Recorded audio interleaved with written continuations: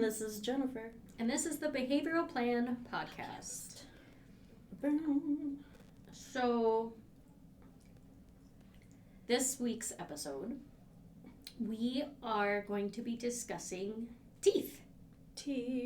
And I'd like to do a special shout out to my friend, KT, whom her child, actually, it's quite a bit of a backstory. It's one of those, like, knew her decades ago, super close, then, you know, because time and work and situations change, fell out of contact, and then all of a sudden we're walking through my son's school for open house or whatever, orientation, and there she is with her husband Alex, whom, you know, I mean, we used to hang out. I mean, we had like a monthly thing where like go over to each other's houses and play games and eat food and blah blah blah. And it was fun.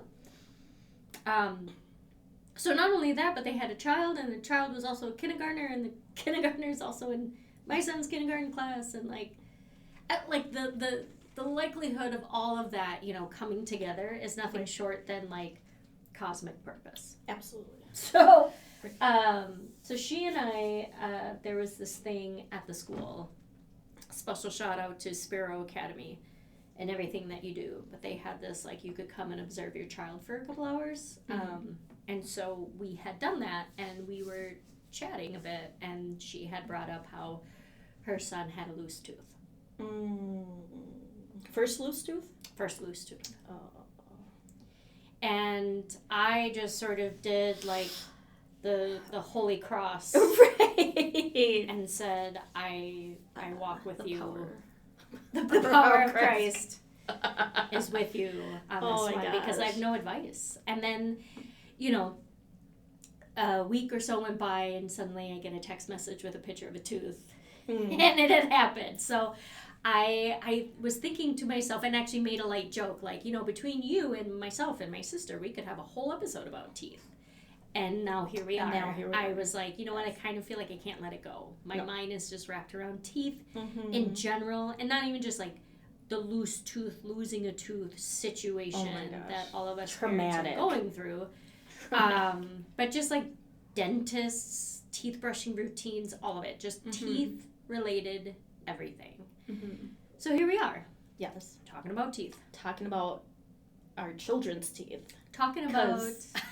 I won't admit to my own situation on this podcast, because I'm terrible about my teeth. But, you know, I'm more concerned about, like, the quality of my breath than I am about my teeth. Absolutely. And then every once in a while I get, like, oh, are my teeth super yellow? But, like, for the most part, I don't care. But I'm also not someone who gets, like, an obnoxious amount of cavities or have like a bunch of things going on. But I'm also not the don't ever get a cavity sort of person. I'm like just run of the mill. You know, I just got a couple of teeth that were just always watching and waiting and make sure you, and I'm like, yeah. Come live my life. Yeah. You know, I feel like the only people who are really good about their teeth are people who are in the dentistry industry. But sure. Right. I don't know. I was with... Or maybe they were like really weird about it. Yeah. Some people have, like, an oral thing, you know? Sure. I don't know. With my 8-year-old, I was so hoping that he did not get my teeth and that he would get his father's teeth. Because his father doesn't floss or nothing and has never had a cavity in his life. Yes, but if you don't go to the dentist, do you not know what's actually going on with your teeth? I can't be told something's fucked up if you don't go and be told it. Yeah. Your whole damn body. But... No, no. How has your... So technically, the 6-year-old has not lost a tooth yet. Yeah, 10-year-old's lost a whole bunch of teeth, and then had some pulled.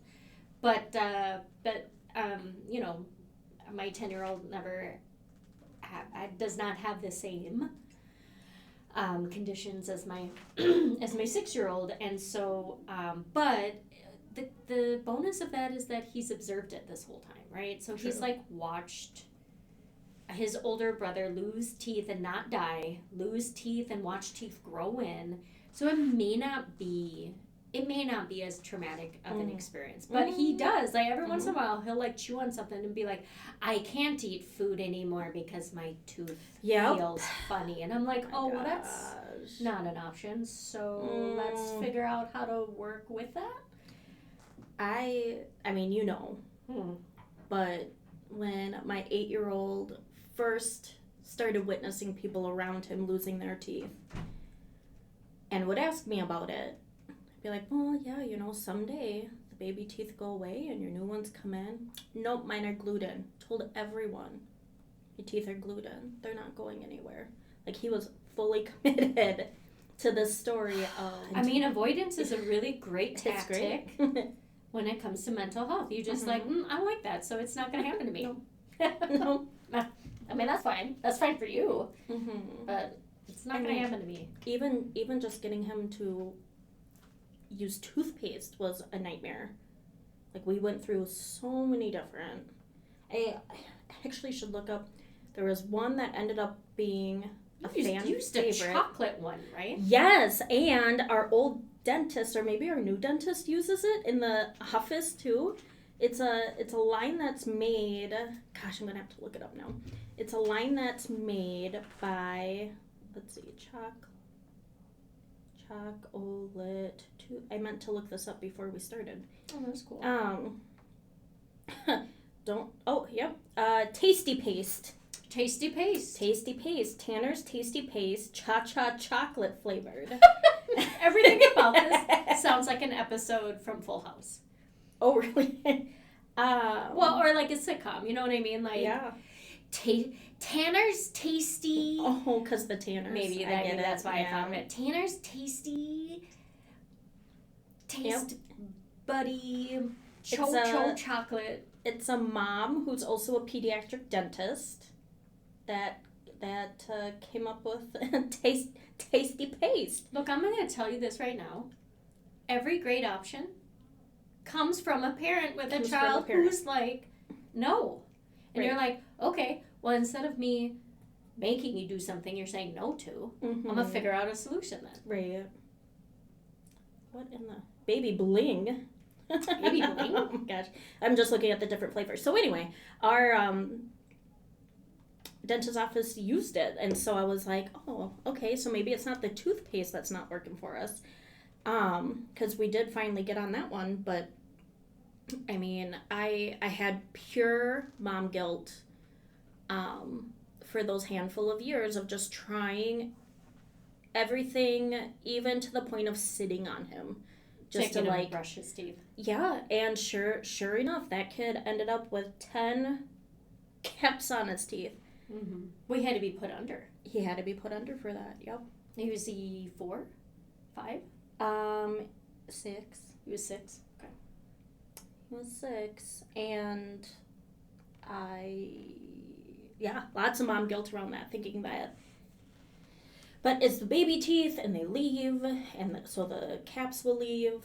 We've already lost one, thankfully. It was a little chiclet, because those front teeth looked extra white. So ridiculous. But it's, like, feel your mom guilt, because you're going to feel it no matter what. But know that you're not the only one, because that was hard. Well, and I think getting kids to brush their teeth in general seems like a common challenge. And I think some of that has to do with, this conversation around when to start. I'm often surprised by how late people start visiting the dentist and start having their kids brush their teeth. Well, a lot of pediatricians will tell you as long as you're doing the fluoride in the office, you don't have to bring them into a dentist.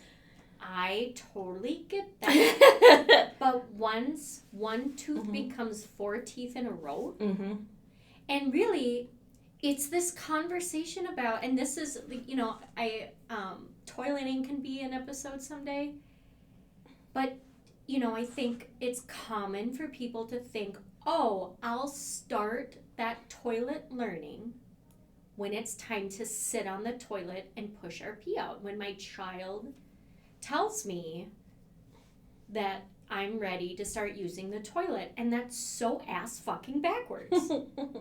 You start toilet learning the moment you are changing diapers. Oh, did you pee? Is there a poop in there? Did you push out a poop? Like it's step by step. You are building vocabulary. You are putting the names of things to the feelings of things. And teeth brushing goes the same way. This is the bathroom. We take care and wash our body. We take care and wash our teeth. We take care and wash our hair. It's a part of the whole conversation. And you are slowly exposing your child to the point where they become independent. And so, you know, those teethers that you can get, those early brush teethers, you're not doing it to brush their teeth. You're doing to normalize it, to build vocabulary, to build safety, security, and comfort around an activity. So then when the time comes that now we brush our teeth every morning and every night, it's not a fight. It's not a battle. It's not unfamiliar. It's not, why is there this sudden expectation on me to do this activity? And you're also now frustrated with me and angry with me and wrestling me to the ground like I'm a wild hog.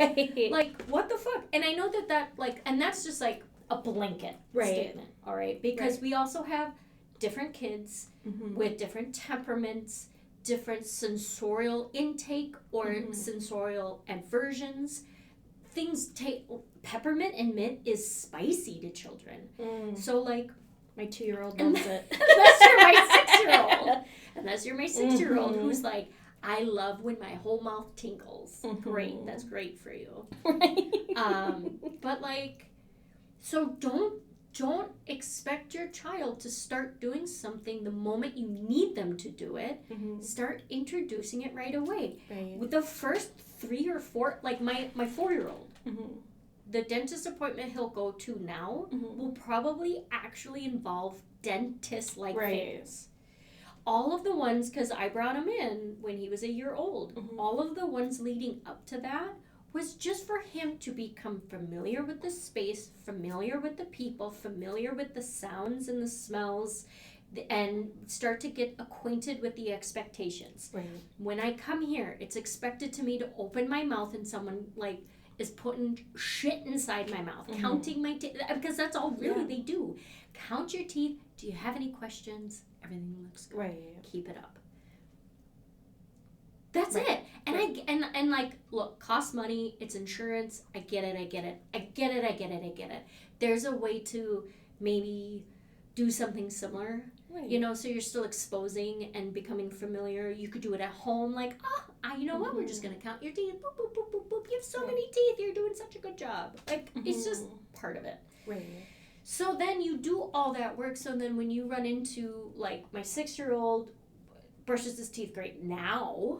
Right? Your 8-year-old brushes his teeth great now. He's got his system down pat. And inspired on a few sleepovers at my house, inspired my 10-year-old to actually try a little bit harder than just a quick swipe left and right. But that was But it took that was my mom guilt coming out and basically forming his the experience of having such a such a traumatic change inside his mouth. Well, and it can be motivating. You keep reminding me of memories here, my dear.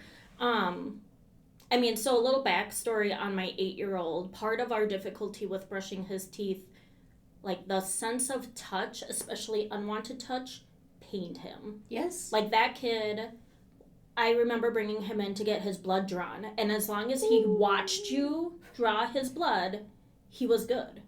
But the second you touched him with your hands, absolutely not okay. It was the most mesmerizing thing I think I've ever seen. Like, you're okay with a needle and blood coming out of your body, but don't put your hands on me. Crazy to me. But anyway, so once he had these caps, all of a sudden, like, his mouth is sore. You know, he now, teeth feel a little bigger. It feels funny to chew. We didn't know about his need for food therapy and strengthening his left side of his mouth. Like, and his tongue stuff. Like, there was just so many different components. But the second that child had caps on his teeth, we made a visual aid because that's one of my son's love languages is visual aids, and I listed off all the sugary treats that I was just like, we're done. We're done with these. We're done with gumballs, because that was a nightmare. We're done with the nerd rope pieces or whatever. Even they are delicious, though, I'm not gonna lie. So I listed off, like, we can have a sucker, but we can't chew suckers. Like, I literally listed off, laminated it, and it was like all the things from the dentist. To the point, though, I had it so believable that anytime I was like, it's okay if we do this today, and veered away from whatever his tooth routine or this lamination, I would have to fake call the dentist, have someone on the other end pretend, like one of our family members in my phone, I had to change her name to dentist, so that anytime she called, he would have to see that it was a dentist calling, because he didn't believe me. Nope, I can't switch my toothpaste unless you ask the dentist. Like, if I ran out before I could order more. Sure. Like, anything. Oh, nope, you can have this gum. This gum isn't on your list. You need to double check. Like, I fucked myself over on that one a little bit. Well, here you were thinking you were creating structure and like, okay, let's lean in on this, like the need to understand the purpose and reason and logic behind this. But with children who take things literal, right? Yes. Then and then you pair that with like excessive anxiety, which we now understand him way better when it comes to that regard, but it can come out in these ways when they're younger, when you can't contextualize, because really, truly, you and I didn't understand anxiety to the point of what we understand it today. Yeah. And so, I mean, thank goodness for our children, because we're able to meet their needs way sooner than our needs were met, considering that, we're still within that 5 years of understanding what anxiety is for us. But, it's not that you fucked yourself over, right? It's not that you did anything wrong. Right. You saw what your kid needed in order to take on this task and take it seriously, and then you learned more about your son through the process. Absolutely. And then you had to retreat inwards and say, why does this bother me? Why am I so triggered by this? Why do I feel like, I've just fucked myself on this?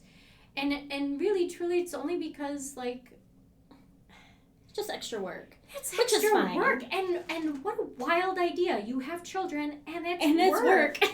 Right. But then you have neurodivergent children, and it's 10 times the work. And I'm not saying do your job, don't ever complain, but it's one of those things where you have to. I think it's so important for parents to take true measurements of themselves at all times, so then you are caring for yourself, because you cannot care for your children. This is a shout out back to the beginning of the season. You cannot care for your children if you're not caring for yourself.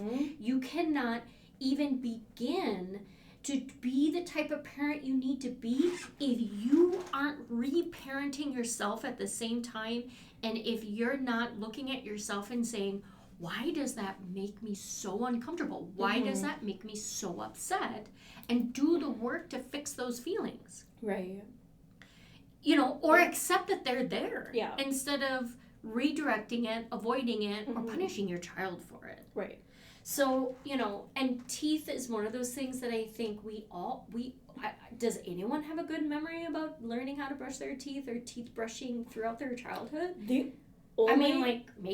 I'm sure there's someone out I remember our dentist hated kids, and they would gas mask us for 30 minutes before they'd come in. You'd be in Delulu land for sure before they'd even touch you. I think that might have been because of me, but like... Oh, thanks. It might have been because of me, because I remember I have very clear memories of going to the dentist and having full panic attacks, like to the point where I'm kicking and I'm screaming and I'm hiding, and Mom is like, sorry Mom if you're listening, but Mom is doing everything Mom needs to do them. I'm all anxious. She's listening. But Mom did the best she could do in the moment with the tools that she had. But that wasn't helping. And then the dentist was like, I get paid either way. And then all of a sudden it smells like bubble gum, and I'm like laughing. Yeah. Yeah. And I'm like super fucking out of it for hours afterwards, even though Absolutely. that's technically not how gas is supposed to work. No. You're supposed to 2-3 breaths of fresh air, and it's supposed to clear your system. And I remember being like, but what's for funny, hours afterwards. What's funny, little side quest here, is when they started introducing that for labor. Like, you can use that. I was like, heck yeah, I'm going to do that. Did you try it? I sure did. And then how did it? It does not work.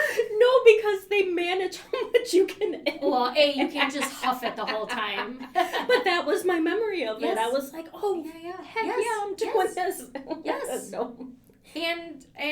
But when you're, look. Yeah. It actually proves just how minor the invasion of dentistry is. Mm-hmm. That you can just sniff a little bit of that laughing gas and be like, I just don't care. Right. It helps with your anxiety. But when you are fucking in the throes of giving birth to a human being, you put that over your face and you're like, wow, look at this, folks. I'm still in pain. You know what I mean? This still sucks. Right. Give me the drugs. Right. Please. Yeah. I mean, I was hesitant saying the whole start young thing being, well, it's work and parents, I mean, I still have my days, I'm not gonna lie, where I'm like, Henry, just go to bed. And he'll be like, I need to brush my teeth, Mom. What do you mean? You Because the one time I did let him go to bed because he was so tired, it just was not going to happen. Yeah. He lied awake thinking about needing to brush his teeth. And so we have our system down to a T now. He brushes in the morning, he flosses, does his tongue, and brushes at night. Well, no, I have to brush it at night. An adult has to brush it at night according to his dentist because his teeth, whatever. And he has prescription toothpaste that I went to pick up last week and the package was different. So I was sneaking toothpaste on this toothbrush to hide the fact that the package was different.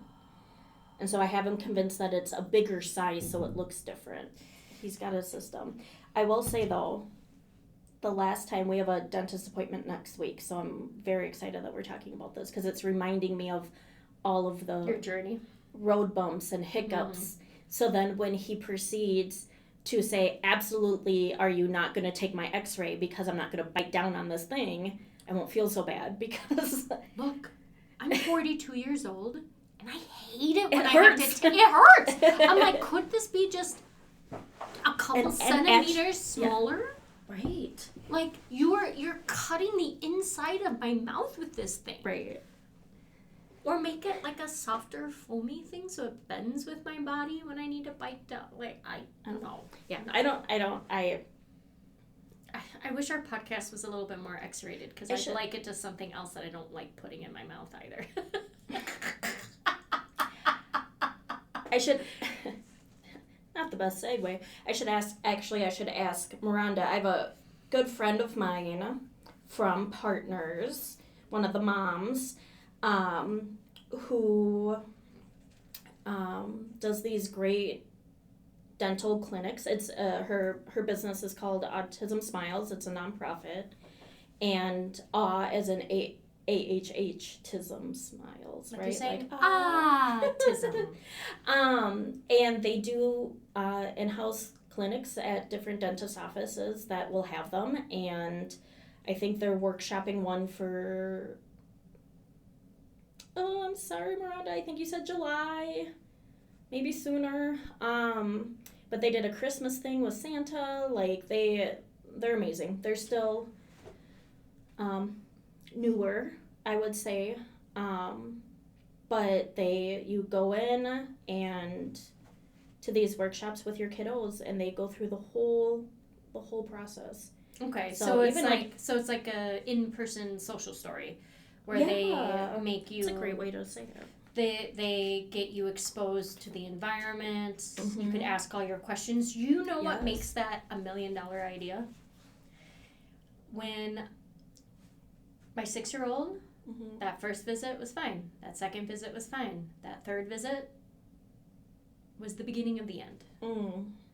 That third visit, he... I remember this phone call.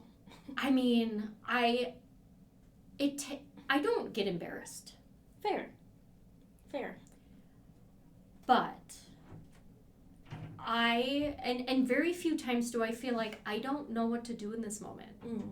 And that was the first time I was met with something that my child was struggling with that I didn't know what to do. Mm. So here I am, the adult in the space, along with the other adult in the space, right? Right. And the expectation on me is that I'm in charge of my child. Right. Which is definitely not what's happening in that moment. And then the dentist, their expectation is for them to do their job. Mm-hmm. And you have a dentist who's like, oh, I know how to work with kids. Mm-hmm. And doing that. Mm-hmm. Oh, you want to see this? Oh, look, quack, quack, quack. Right. Mm-hmm. Like it's a photographer trying to get a baby to smile while taking their picture, right? You got that energy coming in while I am split down the middle between my anxiety trying to meet the needs of the adult in the room Mm-hmm. and then the other half of me trying to meet the needs of my child in the room. And then there's that what's making it difficult that's crossing in between both of those sides Mm-hmm. is knowing that my child is struggling because of something. Yes. Right? It's not just like my child's like, fuck off, I'm not doing this because I don't want to do this. Right. There's something that's setting them off and I don't know. Yeah. Is it a smell? Is it a sound? Is it Mm-hmm. a person? Is it overwhelming, overstimulating? Is it a fuck if I know? And most times you can't ask because it's just going to intensify the situation. Exactly. Yep. So, and that's what was happening here. So he was hiding underneath the little tray of tools. So like jostling it. So now the adult's like, oh, honey, you can't. And I'm like, right. And so you get to a point where you just like, and I'm going to speak really frankly, it's not what I did. But you have that moment in your head where you play out the feeling that you're feeling. Mm-hmm. And the feeling I was feeling was grabbing this child, setting him down on the chair and being like, knock it off. We are doing this activity. Right. Because you need control. Mm-hmm. Everything's out of control and you're trying to find control. Mm-hmm. And sometimes, especially those of us who are raised a really specific way, that's like what you know. Right. Is that someone's going to handle my body harshly. Right. They're going to speak to me harshly and tell me that I don't have a choice. I don't have an option. It's interesting how you bring that up though, because as you're saying all of this, in my head I'm going, when I'm in those situations, I constantly am telling myself internally, like, you're an adult. Like, oh, you're an adult. Like, oh, you're supposed to be doing something in this situation. And most times that's where my brain goes of like, oh, like it's expected for you to follow through this way with your child. Yes. And I'm going, oh, no. Like, I'd rather sit on the ground, sing Kumbaya, and join in on the situation to figure out, okay, what is triggering. Right. So what I feel is that instead of telling the adult in the room, hey, could you stop? What you are doing is making it worse. Mm-hmm. You're being overwhelming with your voice and your expectations. If actually you could step out for just 5 minutes and let me check in with him, I might be able to get him to participate. If I can't in 5 minutes, then the appointment's done. Yeah. A regulated, calm, clear thinking adult me, that's how I need to handle it. Mm-hmm. But because I can't access that in that moment, because I'm dysregulated now, because I'm feeling anxious and all these things, instead of doing what I know I need to do, I take it out on my child instead. I try to make them better and do whatever I need to do to control my child instead of the opposite. Right. It's sort of like, why is that impulse not there? to look at the other adult in the room and saying, let's collaborate. How can we help this child? Mm-hmm. Instead, it's almost like the adults turn on the child and go, Mm-hmm. you need to meet up. You need to somehow be the adult in this situation. Right. And it's so wild to me. And no, that was a really hard one. And I'm trying to remember, I don't think I had my youngest with me at the time. I might have. He might have been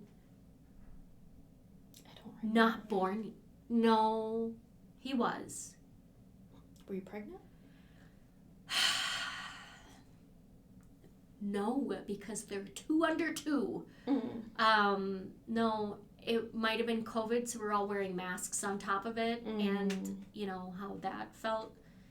And if I never have to wear a mask again, and it has nothing to do with the whole mask debacle thing. It was I couldn't cope with something on my face like that, like the feeling of my breath on top of me, and like I felt like I couldn't communicate, and that was just me. But we eventually got him to the point where she was able to count his teeth, and that was as far as it went. Yeah. And then I remember the next time, he aced it. Mm. And then she said, okay, hon, just wait right here. The dentist will be in a minute. And I went, Uh-huh. Dentist comes in, non-compliant. Because he thought he Had was a done. whole meltdown. And then I was like, I really feel like there's something we could do as a team, folks, to better prepare for my child with autism. Mm-hmm. So then it was at that point that we wrote down all these things in his chart, and we did all this work, and I'm like, this is great. Yeah. And then the next time we came in, because it's every 6 months or whatever. Yeah. And the next time we came in, it was perfect. The dentist overlapped the hygienist, and I reminded them, like, don't use language that insinuates that we are finished here until we are finished. Mm-hmm. And it worked perfectly. Yeah. And then I came in the next time thinking, I don't have to tell anyone again. Incorrect. Because they didn't. I mean, it was fine because he was older and he had become more familiar. Fair. And so it was better in general because of that. And then I had my youngest it was now his turn to not comply with anything. But the thing is now is that I have to, so it's like a 30-minute, like at this age, it's like maybe 30 minutes long, 40 minutes max. And I have to tell them, build in extra time. Yeah. Because my child's going to ask you 1,001 questions about all the things you're going to put in his mouth. And you're going to answer them. Yeah. That's a big thing in my 8-year-old's chart is to talk to him like you would explain. An adult. Not Truly, not, if someone asks a question, you can answer the Yes. question age appropriately. Yeah. Right? So like, But not the like gimmicky. yeah, don't cutify it. Don't make a No. joke. Please No. don't use metaphors or idioms or sarcasm. And don't lie to this kid because he will call you out. Or forever be difficult to do what Because is you're actually real. Because no, I was told at one time by that person that this. Yep. And if anything, I would think that would make their job easier. But at the same point, to your point of like doing all this work and now this is in their file, how to best approach said child to make it successful. Flag it. Like, I don't know what you need to do. Flag it. So but I always read the chart. I always know when they don't read it. Yes. Yep. Because you get the or pediatrician when she'll do the there's birds in your ears, tweet tweet tweet tweet, and I'm like bloop bloop bloop. Like when Henry was younger, I'm like do not do that because for weeks I would hear, you hear that? I think the bird, and I'm like stop. It's an Alfred Hitchcock movie up in this bitch. Stop. The birds are in my ear. There's no bird. We went to a different dentist to start out, and they were great. They're very adaptable, but once again, after the first couple visits and they stop looking at your chart because you're not new anymore, right? It got a little funky there. But then they moved, and then they stopped taking the insurance that we have. And so we started going to Camp Smile. Okay. And they will take his insurance and the fact that his secondary insurance is state because of being autistic, right? Here he is on TEFRA or whatever. So this dentist office will take state insurance if your child is diagnosed with anything that would require them to need additional support during the service or whatever, right? And so I was a little skeptical at first, like, I don't know how I feel about, like, well, we'll take you if this, right? Those little conditions. But I get it. Like, I think a dentist, what I was told is, so, like, say your routine yearly checkup, whatever, or 6-month checkup, let's say typically the people make like $500 off of you or whatever the dollar amount is. I guess like with state they get like $20 or something like that. Like it's some like really big ridiculous like gap. Sure. So I get it. Sure. But when you're in these situations where this is what your kid is on, like anyway. Yeah. But every experience I have had at Camp Smile has been phenomenal.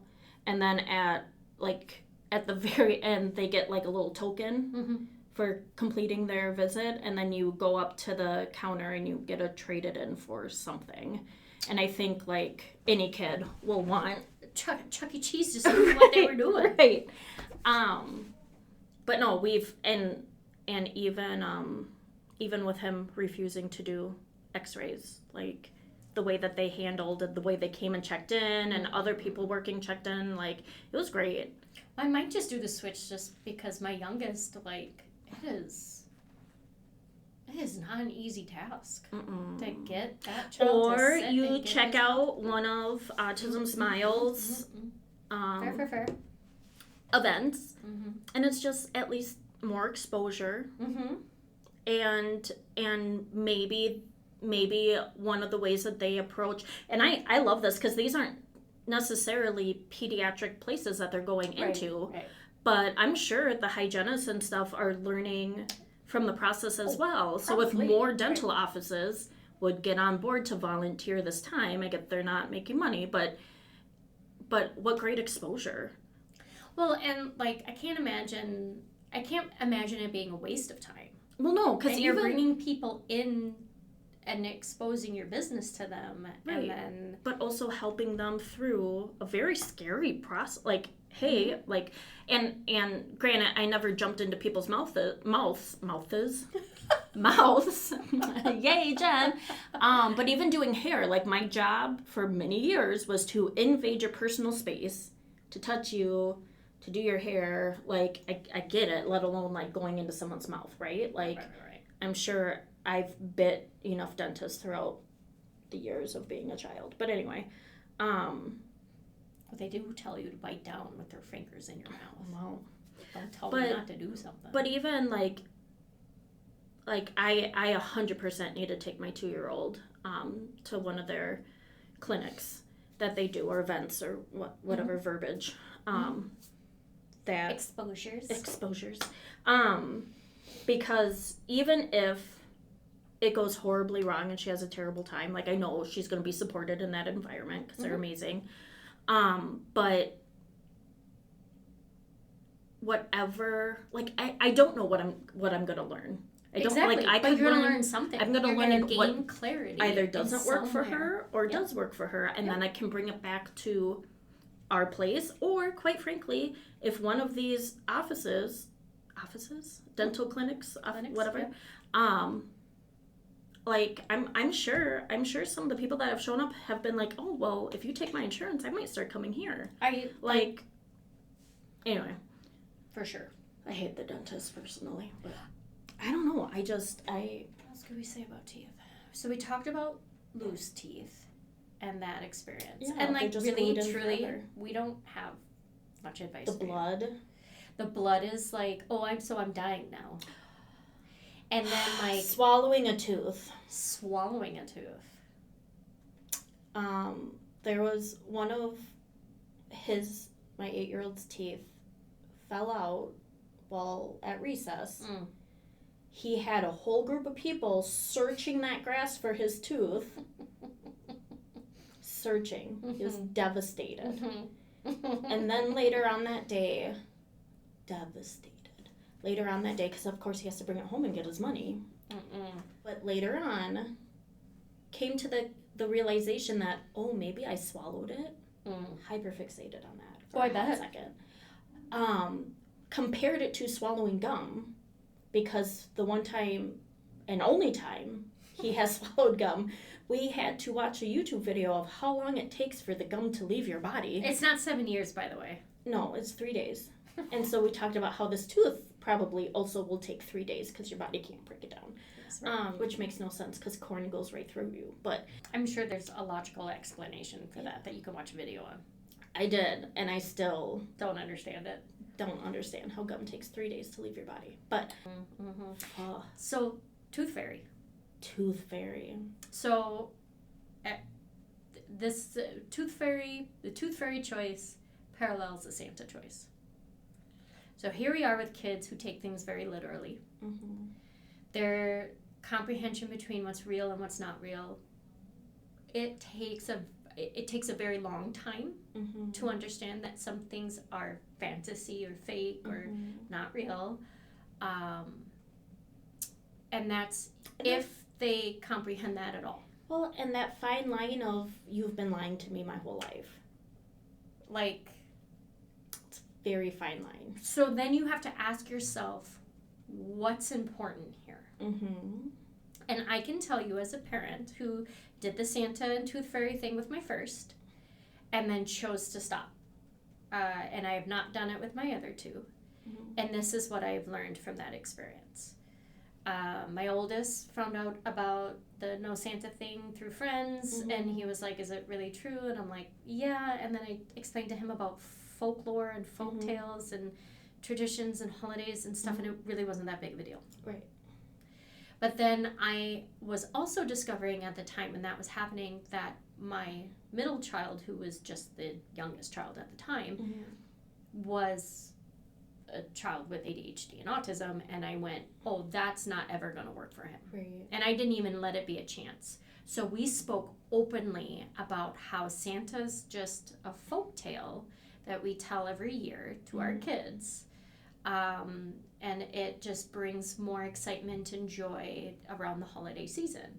And then so then that was that. But then the Tooth Fairy thing was still happening for my oldest, and it was like 2 years ago. He's 10. It was like 2 years ago where he was confronted by a friend that never participated in that, and he was like, so there's no Tooth Fairy. And so I did the silly thing, and I was like, oh, careful, the Tooth Fairy is going to just like pop off. You're going to end up with something else. So I ended up creating a tooth troll, and the tooth troll would just leave him rocks. And he was losing teeth by the day, it felt like at this point. So he would leave him rocks instead of money. And he thought it was hilarious, and they wrote back and forth, and he was like, but I need money, and he was like, buddy, I gave you treasure, it's rocks. Well, what he didn't know, and that he later found out, is that they were geoids. So then he started working on geoids, so he would like hammer them open and see the diamonds on the inside, the jewels on the inside. It was this whole fun thing. And his younger brother was watching it this entire time, and then he was like, is the Tooth Fairy or Tooth Troll real? And I'm like, of course not, buddy. This is just fun. Like, this is just like a fun story, like when we watch Bluey or when we watch Curious George. Like, those are just characters. And these are just characters. Yeah. And I will tell you, we've had 2 Christmases and multiple teeth since.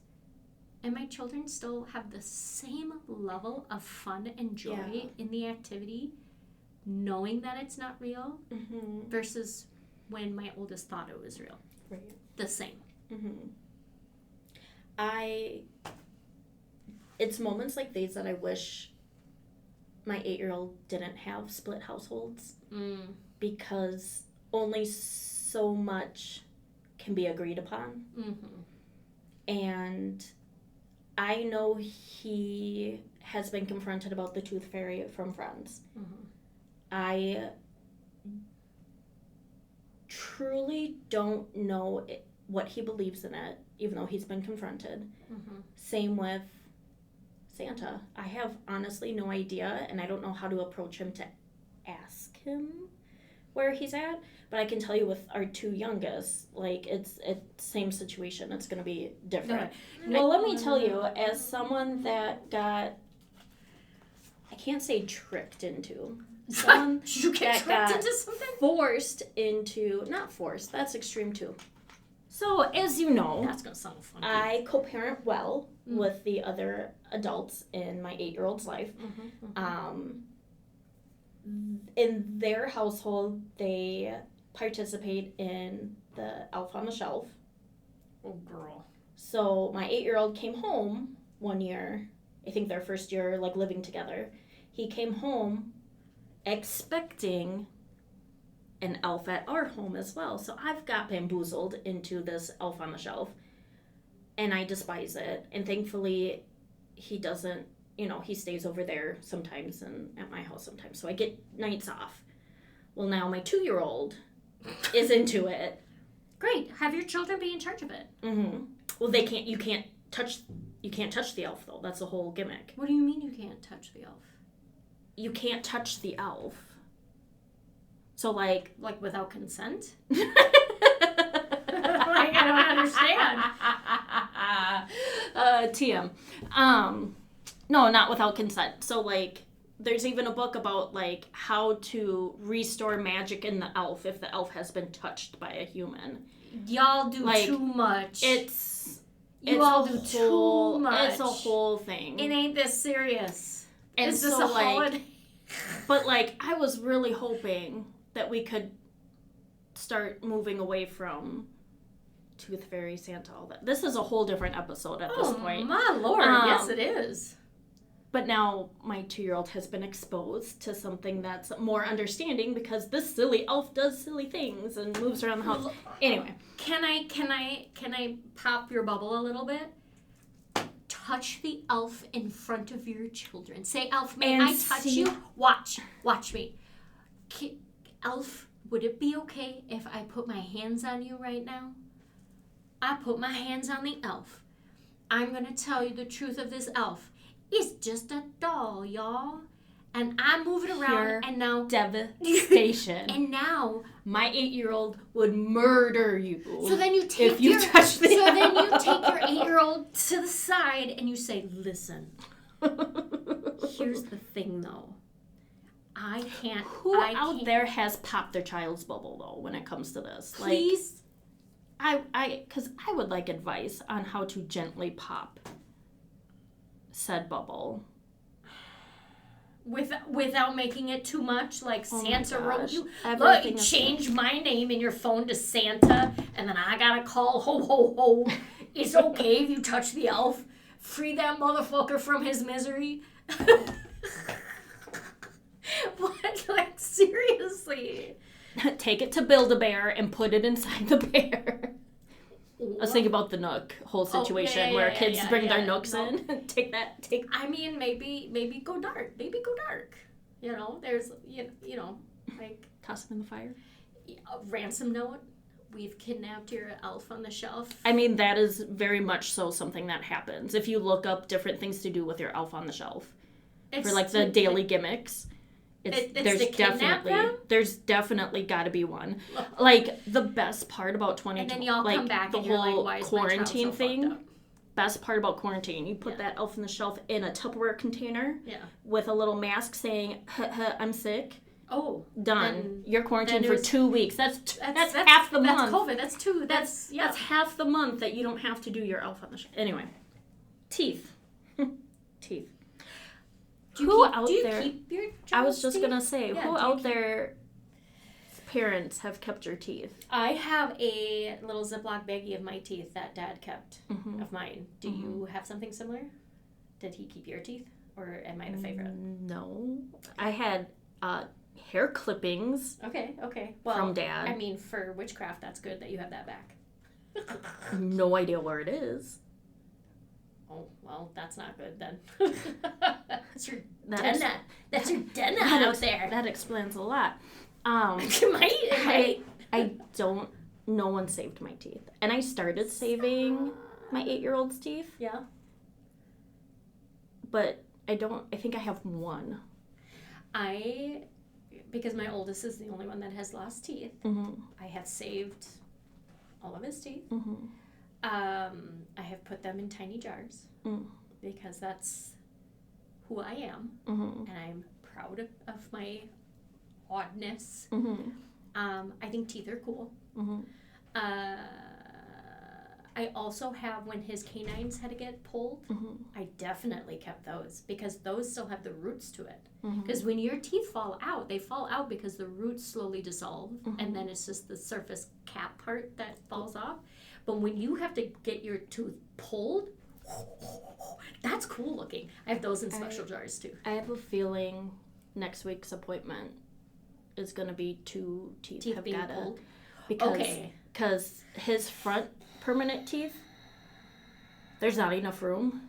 So one's being pushed forward and one's being pushed back. Well, they won't do it there that No, day. I know. Ask them not to talk about it in front of him. That's my first advice. If there's any recommendations about modification of my child's teeth, let's have that conversation away from my child. That'll be the first thing you say. And then the second thing they're going to do is say you need to go talk to an orthodontist. Because that was the next step. So they said, hey, this stuff's going on with your child's teeth. Go see an orthodontist. Great. We went to an orthodontist and they were like, okay, right in front of them. My poor child with anxiety. Okay, so here's what's going on with his teeth. So you're going to need to book an appointment to pull his canines. And I was like, and my son was like, I'm sorry, excuse me. When you mean pull, do you mean pull out? And I was like, that's exactly what it means. I cannot. Now, keep in mind, the 23-year-old was recommended to get braces forever ago and never got braces because the concern about it impacting his speech because of the verbal apraxia was real back then. Just hasn't happened. Now with my 8-year-old, if he needs them, I get it needs to happen. But holy bananas, I cannot imagine. I'm gonna give you the sign of the Holy Cross. And I remember thinking every step of the way of my oldest getting braces, which only ended up being a year. The sooner you can correct things, the better. And it only ended up being a year. And once his adult teeth grow in, his canines, once they're fully in, he won't have to do a retainer anymore. Nice. So like, the sooner the better for that. It'll end up being longer, right? The longer you wait. But while their teeth are still really young and malleable and flexible and they're growing, like, it's just highly recommended to follow through with that stuff. But I do remember every step of the way being like, so this is a genetic condition. That's what you're telling me. And then I'm thinking about my 6-year-old every step of the way. Like, nope, he ain't gonna let you do that.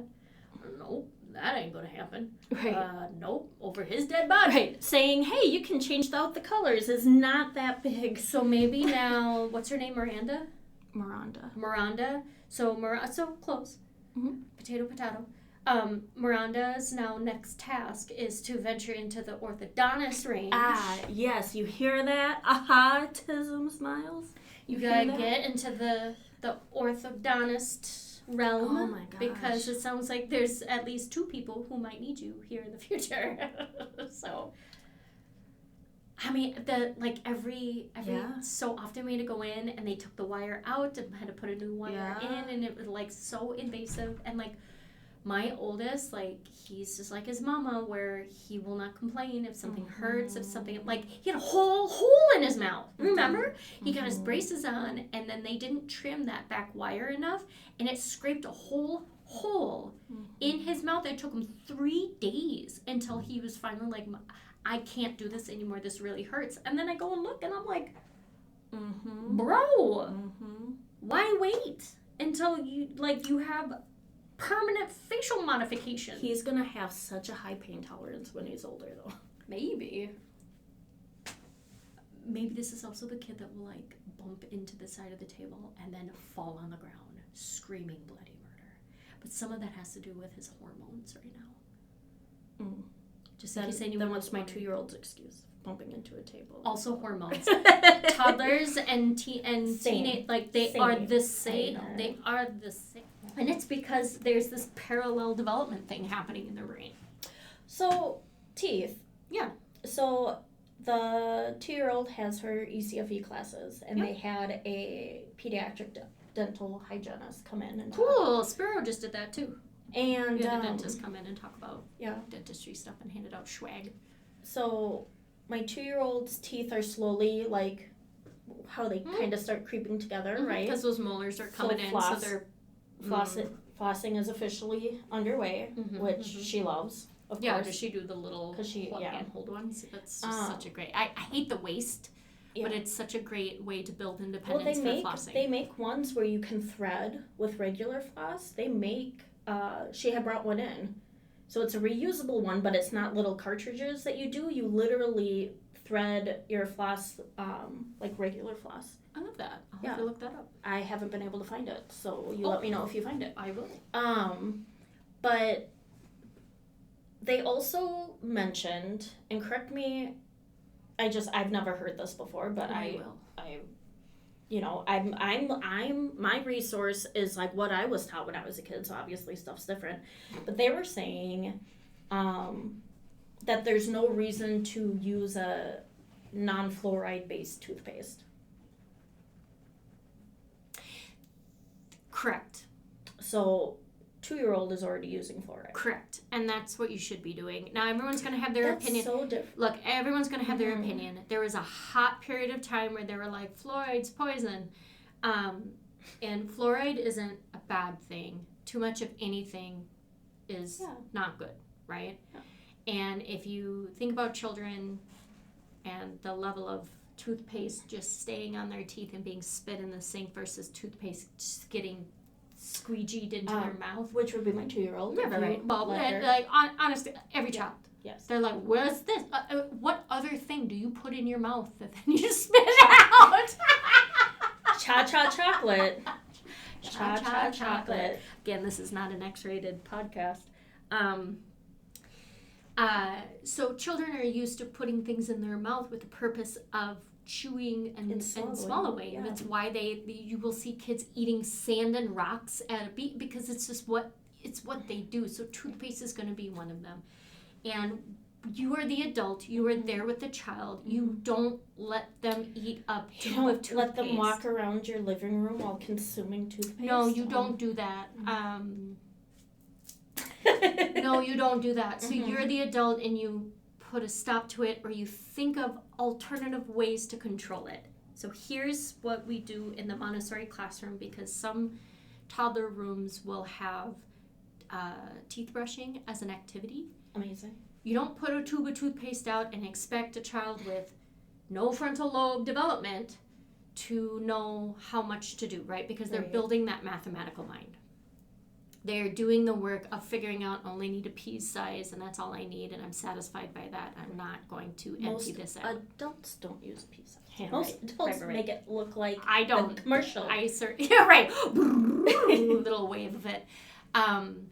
So what you do is you find these little containers. I am giving you permission to go to the container store. You find these little containers, teeny tiny, little twist top, and you put in the amount you want your child to use inside there, put the little twist top on, set it down. It's time to brush their teeth. They grab their toothbrush, they grab this container, they use their fine motor skills to unscrew, might need a little assist, you give them a little assist, but then they scoop out what they're going to use and they brush their teeth with it. They don't use more because more is not available. You do that mathematical work for them, especially if you have a kid who's sensory seeking or is struggling with that impulse control or, and this can be any age, but this is with this particular work was created with the toddler in mind. You just don't have the tube available. Or you set up something where this is a collaborative experience. Child is in charge of getting toothbrush, getting it wet. Parent is in charge of applying toothpaste. Child is now in charge of brushing their teeth, and now adult has the turn to brush their teeth afterwards. Spit from behind.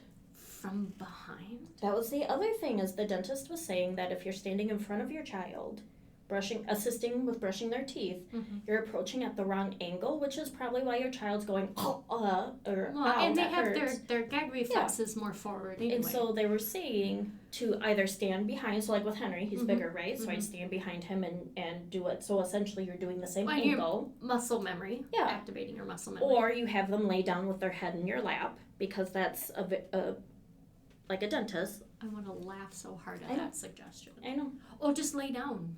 Yeah, Two-year-old. just lay down and don't choke on your saliva that's about to go to the back of your throat. And don't move while I'm trying to brush your teeth. Right. Please don't bite me.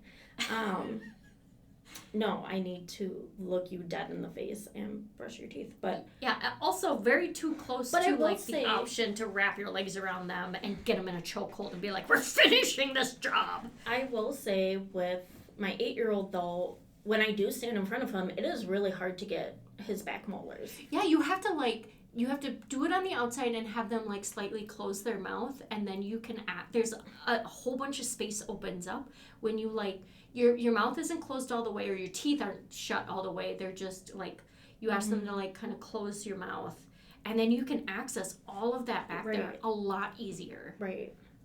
But I only learned that because my child was actively trying to bite me while I was trying to brush their teeth. And then I was like, oh, actually, stay right there. That I can actually get the back of your throat. Yeah. No, my youngest, it's a... No. I just am crossing my fingers on that Well, one. we have the 3-sided toothbrush. I bought that for my oldest because he really wanted it. Mm-hmm. And he complained that it hurt his teeth. Hmm. Like he was bleeding from it. Oh. I know. So the electric one or the regular one? The electric one. And so he's like using it, and I'm like, don't push, don't you don't scrub, just like lightly guide it across your teeth. And he didn't do that for the top, but he did that for the bottom. And then he just had blood coming out, and I was like, oh my dude, I think that means you're not brushing your teeth very well. Yeah, because if his gums, so he's not getting down to his gums if they're bleeding like that. Oh. Right. So he couldn't. So we're working on the manual to get his teeth healthier, and then gonna work our way back to it. It's been a game changer in our house. It really has. I used it on myself, and I was like, what? I like this one. It's full body massage. It's a full body massage. Yeah, it's a 3 bristled toothbrush. So you have the front, the back, and on top, and you just are guiding it across your teeth. I will also plug in. So when my middle one was really doing a lot of vibrational sensory seeking, I bought that toothbrush. Of course, I can't think of what it's called now. Mouth guard looking one? Yeah, so it's got the bristles on top and on the bottom, and then you bite onto it like a mouth guard, or like like when you get a mold of your teeth, if you're gonna do like, I don't know, whatever, a mold of your teeth. And you put it in, and then you push the button, and it's like dun dun dun dun dun dun dun dun dun dun, and it like vibrates, and there's like a little rave in your mouth going on, and you brush it, and you just kind of like move it side to side, and it brushes all of your teeth at the same time. And my children loved it hard until they didn't. Yeah. And then it was done. Yeah, it did not work in our house. And the foam toothpaste? We never used it. Oh. We never used the foam toothpaste is odd. And I want to say, like, we stopped using ours, and then I went to look at it, and it looked a little, like, funky funk. What did you, like, almost like sanitize it? Well, yeah, I cleaned it, but, like, I don't know. It did not work out in our house. But the 3 bristle, I don't know, probably a mom came up with that one too. Probably. It's fantastic. I don't know if there's anything else to say about teeth. I mean, between losing teeth, brushing teeth, the dentist, the orthodontist. One quick thing, because you barely tapped a little comment on it earlier. Okay. I very rarely would inflict pain on my child in order to successfully get something accomplished. But the threat of pulling someone's tooth out because they have now gone 3 days without eating. Oh, like when his tooth was like Let me tell you, if a tooth is loose in our household, my 8-year-old will stop eating. Because either afraid it's going to fall out, or it hurts. Well, yeah. I mean, if you accidentally bite on... do you remember doing that? By the... Mm-hmm. There were two of his 4 teeth that I have pulled out. Yes. Just for the fact, and granted, he was... Didn't I pull one out? You have pulled one out. Yeah, because I was like, show me which one's loose. And then he, like, literally touched it. Yeah. And he they, like, disintegrate. That's how loose they get, right. is they literally disintegrate out of his mouth. Or fall out during recess.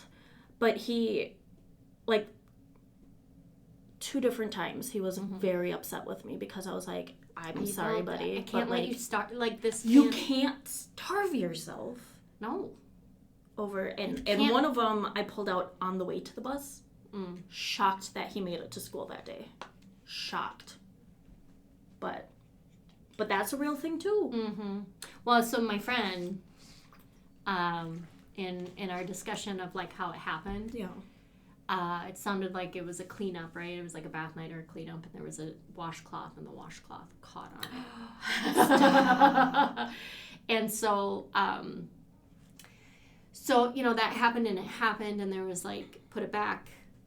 There was a put it back, make it right situation, and then there was like a why is there blood situation, and then there was like a make it make sense situation, and she survived it. She worked, stayed calm, talked him through it, and when she and I were chatting back and forth, she said, I think for the most part it's done, like it's fine. I think it's fine. I think he's coped with it.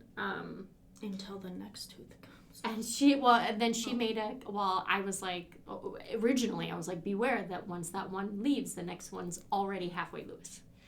But she was like, she goes, I think mostly he's just bummed out because his fidget is gone. His little mouth fidget has left. Oh. And then I was like, that's so true, because like when it's loose enough to move it around and you're constantly playing with it and wiggling it and twisting it around. Yeah.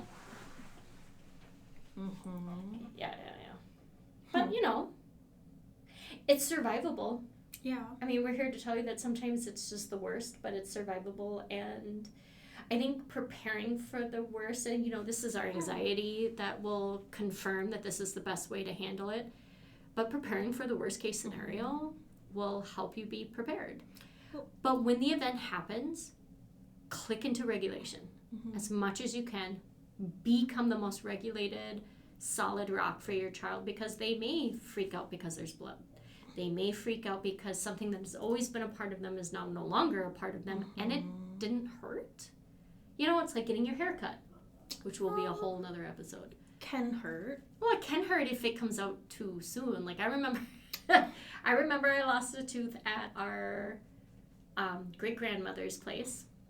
This was before she died. We were visiting her in her final stage of living, and I apparently wasn't staying calm because I was asked to go play out in the hallway, and so I was playing in the hallway and I was dancing and twirling. You gotta stay calm while saying goodbye to someone dying? No, she wasn't in a hospital. This was like her living facility. Oh, sure. And I wasn't staying calm. Yes. Yeah. In the room, so I was asked to go be rambunctious out in the hallway. And it's just like so many things I've said today that make me ask some questions about myself. But anyway, so I'm out in the hallway and I'm like twirling and dancing and doing my thing, trip on the rug, smack my face on the wall, pop out a tooth, blood is on the ground, on me, splattered on the wall. I've got clutched in my hand my tooth, and then I come barreling into great-grandma's apartment or whatever, and I'm like, Mom! And Mom like looked at me and she was like, oh my God, are you okay? And I'm like, I lost a tooth! And I'm like showing her my tooth. You're a baby and crying, I think. And then like, I don't know. There's very little I remember of that space. I remember she had a ton of plastic bags because she was crocheting rugs with them. Sure. And then she had the most ridiculous bathroom. I now, as an adult, I understand what the bathroom is all about. There's old upholstering for emergencies. There's all these bars to get up and down the toilet. There's ways to get in and out of the bathtub. But, like, to a child, I walked in there and was like, the fuck am I? What are you doing here, great-grandma? I'm like, I'm so confused by it. Right. That's about it. And her walker, which had tennis balls on the bottom of it. I do remember that. Awesome. Plain as day. Classic. And she had way too much shit for that place. Like, it was just wall to wall of stuff. I mean, I feel like it's inevitable. hereditary in our family. Also probably that. Yeah. But yeah, I mean, teeth typically don't hurt, but then I'm sitting here trying to think of, like, obviously haircuts, right? You lose some of your hair, but there's no nerve there's endings. a lot of kids who are like, go into full this hurts me mode. Because let me tell you, and the same could probably apply to the dentist. Mm-hmm. And I'm going to call myself out on this too, because I just admitted at the beginning that I would pin my child down. Mm-hmm. But as a cosmetologist, I have been in situations where the kids are so dysregulated as I enter their space to comb and snip and this and that. Mm-hmm. And most times, it's most likely from a bad experience at home where said mom, like myself, is sitting and pinning you down to brush your teeth. Or sitting, or like some of my creativeness with my 2-year-old of, I need to comb these curls. Cat in the ear, that's what I did to you. Thankfully, my 2-year-old, my out. 2-year-old, who thinks she's a cat sometimes, is totally okay with cats being in her ears. Got it. Not bothered by that. Yeah, she's my sensory seeker, so she's okay with all of that. Right. Give me more. Yes. Versus give me less. Give me less, yes. Yeah, you know, I think that there's something to be said, and maybe this is the last thing we say for this episode. There's something to be said about children and bodily consent, children, and how you handle them. And, you know, when you are a caretaker, right, when you're a person who goes and gets education and training to work with young children, it's one of the biggest topics that we talk about and study is the way you touch and handle a child communicates to them if you are a safe person to be around. And you couple that logic with being the parent of a child, that child, no matter what you do, and we are adult children who survived abusive situations in our childhood, and so we can confirm this, your parent, you automatically love. You automatically love that person, and when you're confronted in a situation where when you, the child, are saying, I don't feel safe, but the person who's making me feel unsafe is my parent, and my parent loves me, and now these two conflicting messages are happening at the same time. And so now this child is going into every body-related situation not knowing what safe feels like. Right. And so when safe feels actually safe, it can trigger the fight, flight, or freeze response because it's unfamiliar. Right. So there is a child in my classroom who this happened a lot for, where it was a calm environment, it was a quiet environment, it was a very organized environment, it's very Montessori, right? That doesn't mean it doesn't have this age group living in it. Those things still happen, but for the most part, the adult environment is regulated and calm and reacts very mildly unless we have to react sharply for a matter of safety. And this child would become so dysregulated because of our calm, because it's not what her home environment was. Yes. Her home environment, which is her sense of safety and security, what she has built to be safety and security. And I'm using those words not because that's actually what her home environment was. Right. It's because that's what she developed right. as her measurement of safety and security. And now she's in an environment that is the opposite of that, and she feels very unsafe because it doesn't feel like home. Yeah. And the adults are meeting her needs and telling her it's okay. Would you like a hug? It's okay to cry.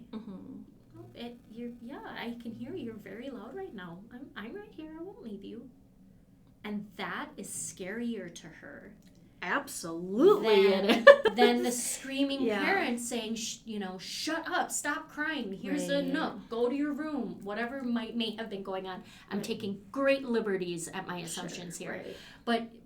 But it's only to prove the point of children create a sense of safety and security, and if it's not actually safe and secure, the safe and secure spaces are going to feel like a threat. Right. And so when thinking about the mouth and dental hygiene, you've got to approach it in a way that your foundation is, am I making my child feel safe? Am I making them feel secure? Is it that serious? Right. Do I need to hog tie my child to the ground to brush their teeth? My other favorite, do I need to threaten cavities? Threaten when you go to the dentist, they're going to see that you aren't doing this. Right. Like, for fuck's Oh my gosh. sake. The amount of years it took me to be like, hey guys, I'm really bad about flossing. I'm just going to finally admit that out loud. Every time I go in. So how many times a week do you floss? Every day. Well, yeah, there was a stretch there, but I'm like, girl, I do it when I can. Right. Mostly I do it when I got shit in my teeth. Well, if you could do it more often, heard. I can say every day now, because let me tell you who holds me accountable now. Well, your son, who has created a whole complex around his Maybe he'll become a dentist. Maybe he will. Sometimes trauma turns into profit. Yeah, so I think, when you approach things, the mouth in that way, even how you care for your body, how you care for your hair, a doctor visit, all of those things, I think more often than not, it's not your child causing the problem. It's you having to reprogram your expectations, the way you were raised, and confront those things and say, yeah, my parent didn't do it right. But I want to do it right, so how do I do this? And it can feel lazy, it can feel like you're not doing what, the expectations are, like, oh, well, my because your child needs to brush their teeth. Yeah. They do. Absolutely. But they're not going to if you scream at them. Right. If you force them. You just got to figure it out. Right. Maybe you let them go to the store and pick out their own toothbrush.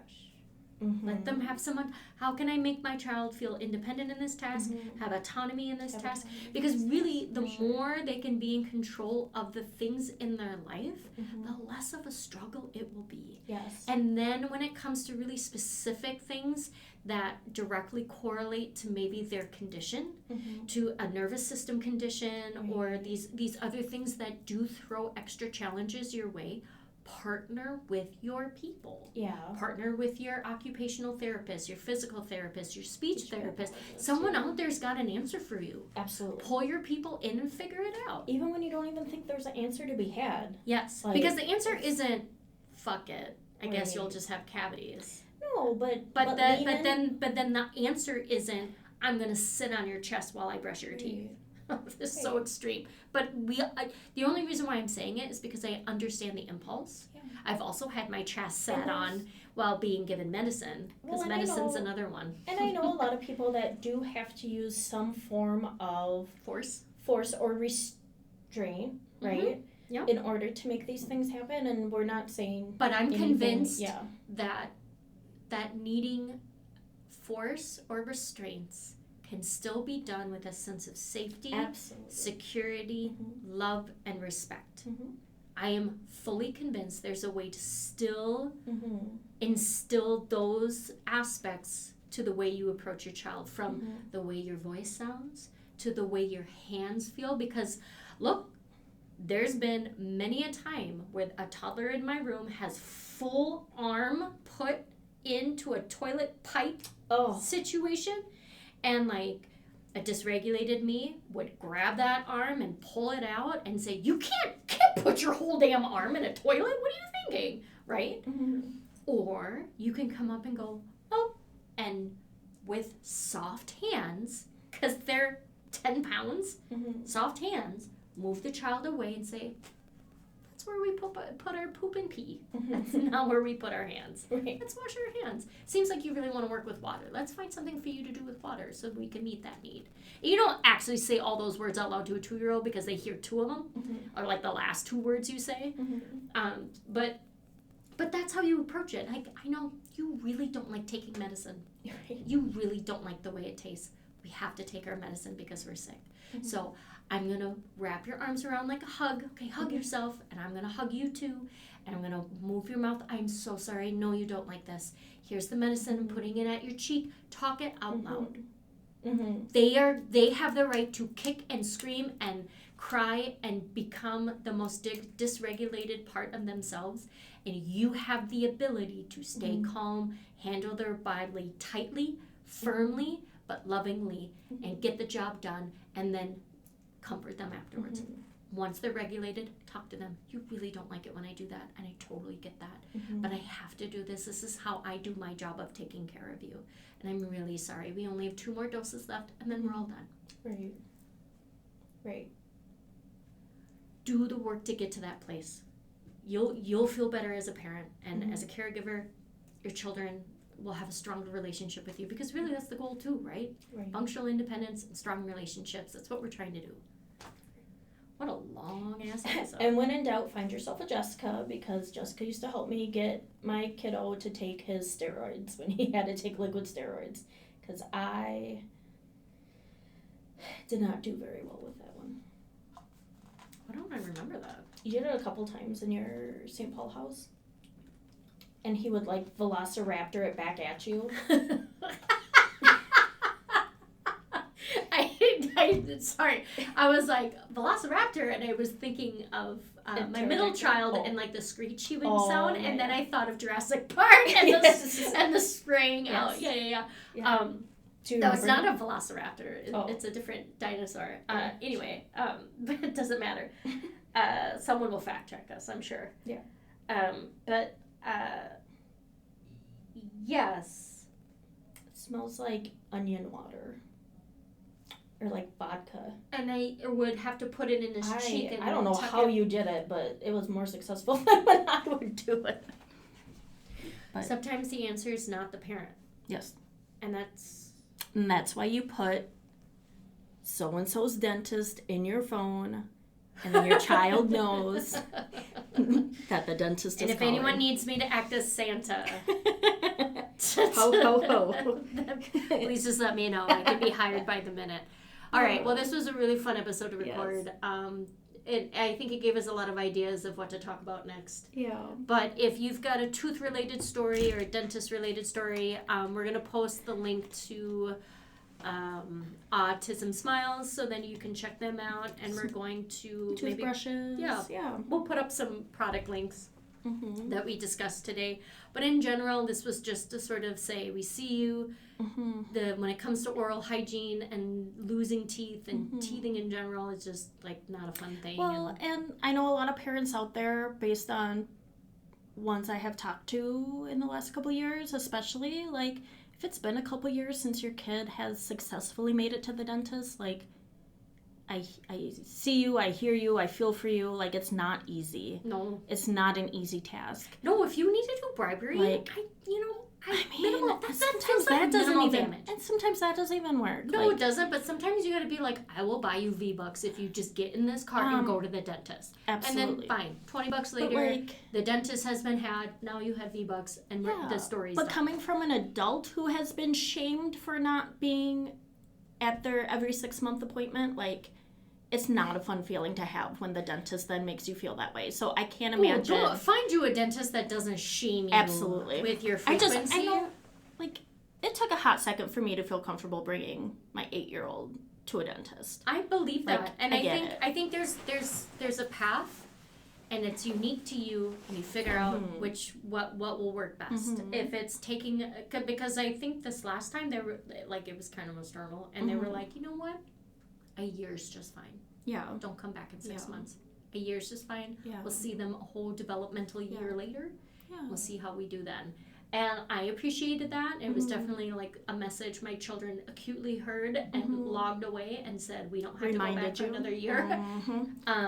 But I also kind of rely on those every 6 months just to make sure a deep cleaning is happening. Yeah. Especially once those teeth get closer together. Yeah, and when Autism Smile starts having some concrete events coming up here, we'll make sure to share. Yeah, we'll just share it. Yeah.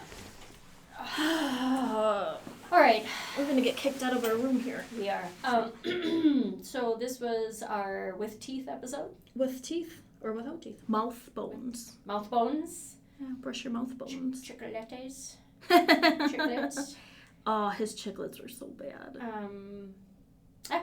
All about about teeth. Until next time, this is Jessica. And this is Jennifer. And this was the Behavioral Plan Podcast.